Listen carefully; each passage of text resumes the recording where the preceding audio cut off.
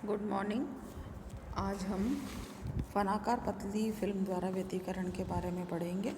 और अगर हम प्रकाश में अगर एक वर्णीय की जगह बहुवर्णीय प्रकाश या वाइट लाइट रख दें तो फ्रिंजेस में किस किस तरह के चेंजेस होते हैं ये डिस्कस करेंगे। सबसे पहले फनाकार पतली फिल्म में व्यतिकरण किस प्रकार होता है ये समझेंगे हम। और interference due to thin wedge shaped film. Diagram के अनुसार जो चित्र हमने बना रखा है, चित्र के अनुसार ओ ए और ओ बी जो है परस्पर एक अत्यप कोण थीटा पर दो समतल पृष्ठ हैं, जैसा कि चित्र में दिखाया गया है। माध्यम की परत की मोटाई ओ से सिरे ए की तरफ बढ़ती जाती है।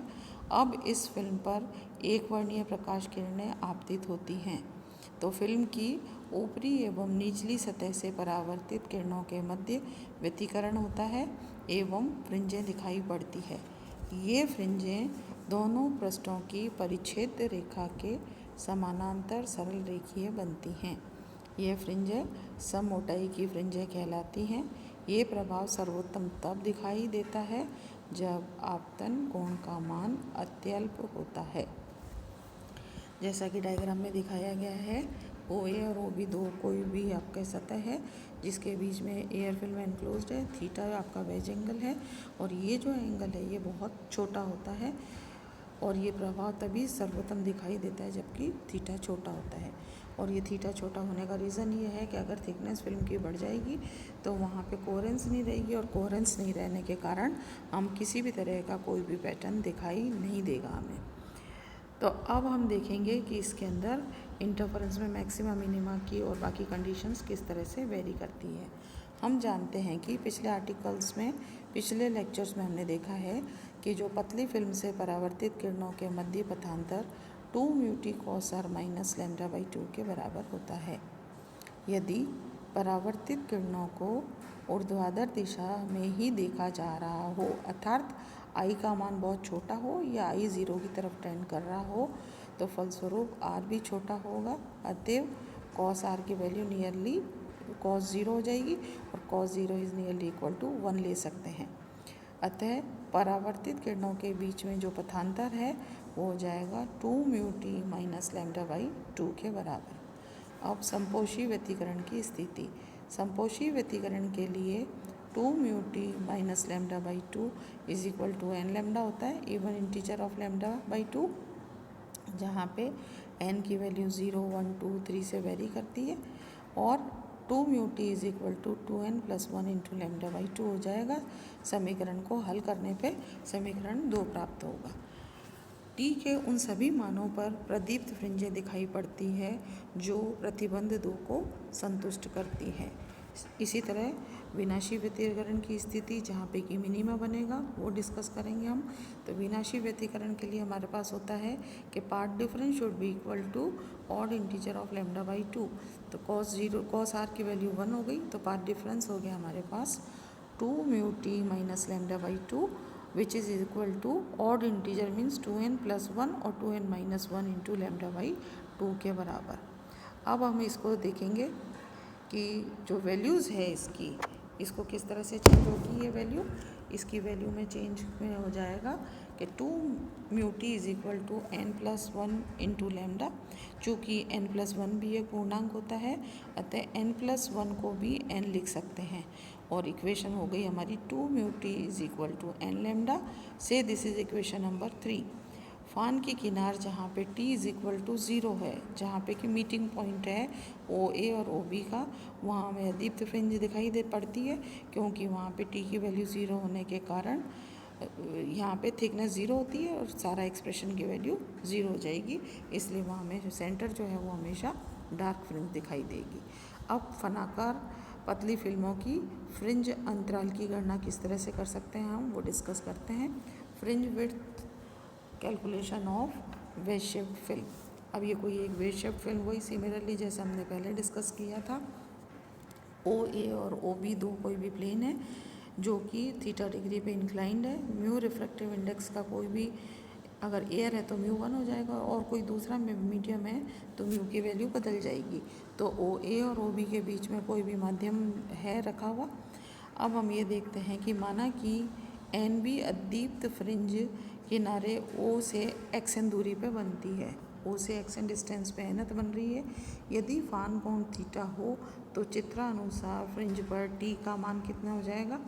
ये थिकनेस हो गई आपकी, टी थिकनेस हो गई इसकी, इस जगह पे बेस हो गया एक्सन, तो t upon x n is equal to diagram से टेंजेंट थीटा और t is equal to x n tangent theta से दिस इज इक्वेशन नंबर 4। समीकरण 3 से एन वी अदीप्त फ्रिंज के लिए, एन वी अदीप्त फ्रिंज के लिए क्या हो गया हमारे पास इक्वेशन होती है 2 mu t is equal to n lambda अदीप्त फ्रिंज की कंडीशन, जो कि हमने इक्वेशन 3 देखी थी अभी। तो वहाँ पे हमने 2 म्यू टी की जगह रखा है x n tangent theta is equal to n lambda. अब हम कहेंगे कि यहाँ पे जो है एक्स टी कितना रखा हमने यहाँ एक्सन टेंजेंट थीटा। तो समीकरण 3 से एन वी अदीप्त फ्रिंज के लिए हमारे पास कंडीशन आ गई 2 mu x n tangent theta is equal to n lambda. इसको हम समीकरण 5 से प्रदर्शित करते हैं।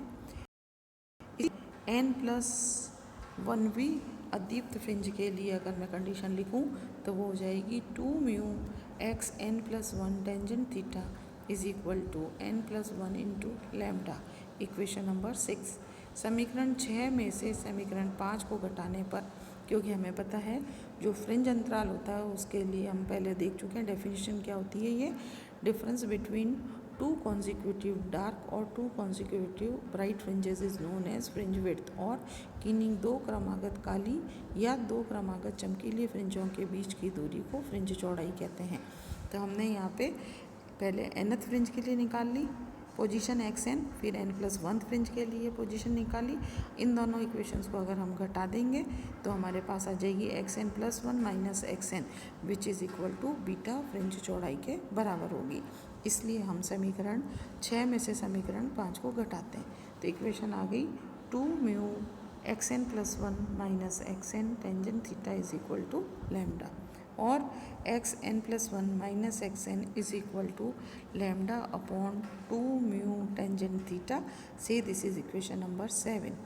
If theta is very small, theta का मान अगर बहुत कम है तो tangent theta is equal to nearly equal to sine theta हो जाता है, और sine theta is nearly equal to theta. Also x N plus minus x N is equal to beta. तो जो इक्वेशन है ऊपर वाली जो हमारे पास थी इक्वेशन 7, वो क्या हो गई x N plus minus x n हो गया beta is equal to lambda upon 2 mu tangent theta की जगह हो गया थीटा, तो हो गया beta is equal to lambda upon 2 mu into theta. अब इस फॉर्मूले से हम डिस्कस करेंगे कि किस तरह से वेरिएशंस होते हैं फान कोण के साथ। यदि फान के बीच जो हमारा माध्यम है अगर हवा है तो म्यू की वैल्यू 1 हो जाएगी, और अगर और कोई माध्यम है तो उसकी वैल्यू वहाँ पे म्यू उसके हिसाब से हो जाएगी। तो हमारे पास अगर हवा माध्यम है तो इक्वेशन को हम लिख सकते हैं beta is equal to lambda upon 2 theta. चूँकि फ्रिंज चौड़ाई एन पर निर्भर नहीं करती है, अतः सभी अदीप्त एवं प्रदीप्त फ्रिंजें समान मोटाई की होंगी।